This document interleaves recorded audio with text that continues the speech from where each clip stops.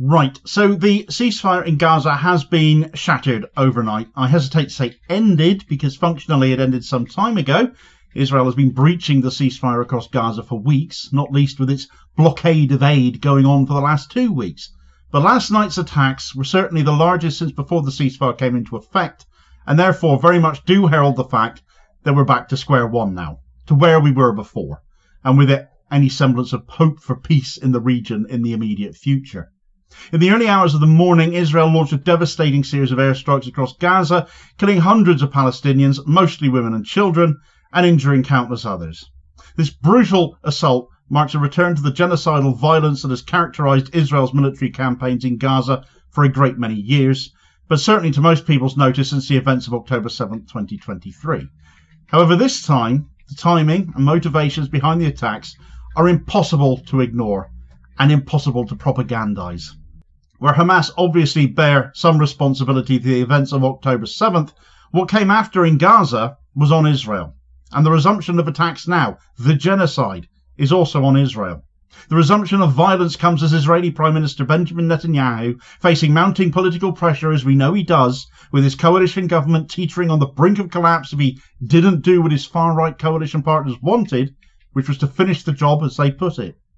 The decision to restart the war in Gaza therefore appears to be less about security or strategic necessity, and certainly not about rescuing hostages, but more about Netanyahu's desperate attempts to cling on to power. We know it, we see you and your excuses, and you will be held accountable for what you've done and what you are starting again now. Right, so the scale of the attacks unleashed on Gaza overnight are quite simply staggering. Quite simply the worst attacks we've seen in Gaza since before the ceasefire. And that should be an obvious statement to make, but of course Israel have been abusing the ceasefire throughout. Over 330 people have been killed overnight, with children making up the majority of the victims. Entire families being wiped out in the blink of an eye, homes being reduced to rubble once again. Tents struck and set on fire. The Israeli military issued evacuation orders in several areas, forcing thousands of Palestinians to flee their homes once again, only to find themselves, of course, with nowhere safe to go. A statement issued on the situation at time of writing from Al Jazeera reads, "The death toll from Israel's attacks on Gaza has risen to 342, Al Jazeera reported, citing health authorities. Israel launched the surprise wave of attacks on the besieged enclave early on Tuesday in a unilateral end of its ceasefire agreement with Hamas. Israeli Prime Minister Benjamin Netanyahu said he has instructed the military to take strong action against Hamas in Gaza, accusing the group of refusing to release captives and rejecting all ceasefire proposals. Netanyahu and his extremist government have decided to overturn the ceasefire agreement, exposing the Israeli prisoners in Gaza to an unknown fate, Hamas said on Tuesday morning. Families of Israeli captives said they are shocked, angry and terrified by the deliberate dismantling of the ceasefire process as they condemned Israel's renewed attacks on Gaza. The greatest fear of the families, the hostages and the citizens of Israel has come true. The Israeli government has chosen to give up on the hostages, the statement read. Blame absolutely being attributed exactly where it is due, even by the people of Israel itself. But I'll come back to that and some other points raised there in a moment. The human impact of these attacks on the people of Gaza, though, is immeasurable. Hospitals in Gaza are already overwhelmed and under-resourced, just as they were starting to try and get themselves back together and functional again, are struggling to cope with the sudden influx of casualties all over again. Doctors and nurses are working around the clock to save lives, but they are running out of medical supplies and fuel to power generators because they've been cut off. The electricity, of course, already turned off as well, taking offline much medical equipment as it is as well. The psychological toll on survivors, particularly children, is profound, obviously. Many have lost loved ones, their homes. Any sense of security, as much as they can have any, is gone again. The timing of these attacks, though, raises serious questions about the motivations behind them, though, because we know a lot about these. I've certainly been raising them again and again on this channel. Benjamin Netanyahu's political survival has long been tied to his ability to maintain the support of his far-right coalition partners, who have consistently advocated for a hardline approach to Gaza following the night of October 7th, circumstantial evidence at the very least indicating the plausibility of Israeli engineering of that night and certainly involvement of it. Not that that excuses the role Hamas played, of course, of that night as well. But with his government on the verge of collapse, should Netanyahu agree to move to the previously agreed to phase 2 of the ceasefire, which would have seen the release of all remaining hostages, combined with full Israeli withdrawal from Gaza and work towards a permanent peace settlement? Netanyahu could never follow through with that. We knew he could never follow through with that. He had to find a way out, and he tried to change the deal, of course. Tried to extend phase 1, even though all parts of that had been fulfilled.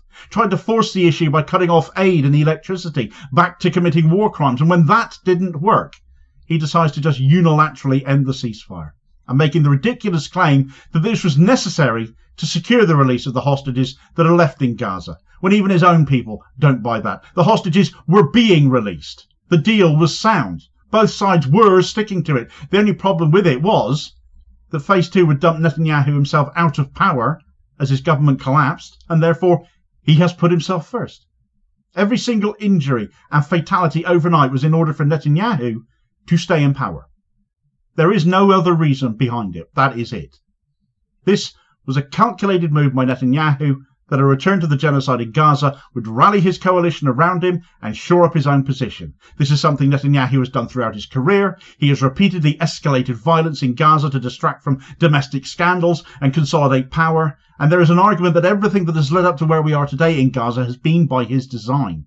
It is believable because of his own horrendous track record that goes back years. He's not been Israel's longest running prime minister for nothing. He's quite prepared to sacrifice human lives to stay in power and for his own political gain, be they Palestinians or the Israeli hostages that remain in Gaza, 59 of them. The decision to end the ceasefire now and resume attacks on Gaza was not made in a vacuum either. Israeli officials had apparently been planning this assault for weeks, undermining claims that the attacks were a response to specific provocations or security threats in the here and now. It has been on the cards since the new Chief of Staff Ayal Zamir came into his post, having been drawing up plans for going back into Gaza throughout his initial term in power. The resumption of violence in Gaza has also exposed the complicity of the international community in aiding and abetting Israel too, particularly the United States, as this excerpt from the Cradle shows. Hamas slams the Trump administration's confirmation that it was informed previously about the resumption of war in Gaza. This confirms its direct complicity in the ongoing genocide against our people. This acknowledgement further exposes America's blatant bias and complicity with the occupation, revealing the false of its claims to be concerned with achieving a ceasefire. Through its unlimited political and military support for the occupation, Washington bears full responsibility for the massacres and the killing of women and children in Gaza. Yes, the Trump administration was informed in advance of Israel's plans to resume attacks on Gaza and gave its tacit approval for it. This is entirely consistent with the long-standing pattern of US support for Israel's military campaigns, of course, regardless of their costs. And human cost is what I'm talking about there. The Biden administration, of course, Genocide Joe, while expressing concern over atrocities, refused to ever take any meaningful action to hold Israel accountable, and the Trump administration has been absolutely no different. Be it Biden or Trump, the US continues to provide Israel with billions of dollars in military aid, making them entirely complicit in this. The international community's failure to act in the face of Israel's genocide in Gaza, aided and abetted by the United States, is a moral failure of the highest order.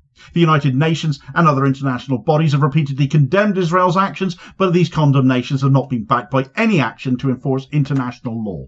Their time of weakness has surely come to an end. We deserve better than this, do we not? The result is a culture of impunity that allows Israel to continue its crimes with no fear of consequences. And that is dangerous because there are no limits, it seems, to their depravity. The role of the mainstream media in shaping public perception of the violence in Gaza can't be ignored either, even as the genocide appears to be resuming in full. While some outlets such as The Cradle or Al Jazeera or Middle East Eye or Squawk Box have provided critical coverage of the attacks, others have done little more than manufacture consent for Israel's actions. Here's a few examples shared by author Asal Rad, noting the narratives of strikes against Hamas when most of the casualties, as we know, have been women and kids. It is sick and dishonest, and helps nobody save those committing the atrocities, as you provide cover for what they are really doing. Even pro-Zionist outlets such as the Times of Israel have criticised Netanyahu for what he has done here, making it quite clear that his actions are endangering those remaining hostages, not helping to rescue them. The term genocide might be too strong for some to stomach, more interested in excusing Israel and protecting their relationships with Israel lobbyists than holding Israel to account, but it is the only appropriate term to describe what is happening in Gaza, both before the ceasefire and here and now again. The Genocide Convention clearly defines genocide as acts committed with the intent to destroy in whole or in part a national, ethnical, racial or religious group. Israel's actions in Gaza, its blockades, its military assaults, its destruction of homes and infrastructure meet this definition. The intent to destroy Gaza as a viable entity is clear, and the international community's failure to act makes it complicit in this genocide as it resumes once again. The resumption of violence in Gaza is a tragedy and a failure of international will to hold Israel to account, but it is not inevitable. It is the result of deliberate political choices made by Benjamin Netanyahu and his government, choices that have been enabled by the complicity of others in the international community, for example, the United States, and the failure of the media across the globe, the mainstream media, to hold Israel accountable as it needs to be. The people of Gaza deserve better, but they don't ever seem to count. They deserve to live in peace, free from the constant threat of violence and the daily indignities of Israeli occupation and blockade. As the world watches in horror once again at this latest chapter in Israel's genocide in Gaza unfolding, it is imperative that we not remain silent about it, that we not be cowed into submission over it. We must demand accountability for the crimes being committed, and those committing them especially, when it is allies of Israel doing so in our name as our leaders make themselves complicit. We must pressure our governments, therefore, to take concrete action to hold Israel accountable, demand the imposition of sanctions and ending of military aid. We must challenge the narratives that legitimize Israel's actions and the political cover that keeps getting provided for them, and amplify the voices of those who are fighting for justice and equality in Palestine. And if they won't listen, well, we won't forget at the ballot box.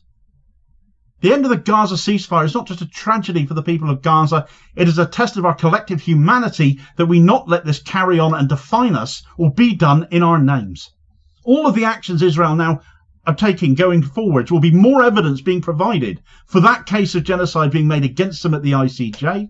But a new report provided by the UN Independent International Commission of Inquiry on the occupied Palestinian territory, including East Jerusalem and Israel, has blown Israel's excuses apart. And you can find out all about that in this video recommendation right here as your suggested next watch. Please do hit like, share and subscribe if you have not already done so, so as to ensure you don't miss out on all new daily content, as well as supporting the channel at the same time, which is very much appreciated. We will very much be keeping on with this story regarding Gaza. The channel is now less than 300 subscribers away from hitting the 100,000 subscriber milestone. So please do consider it, and I will hopefully catch you on the next vid. Cheers, folks.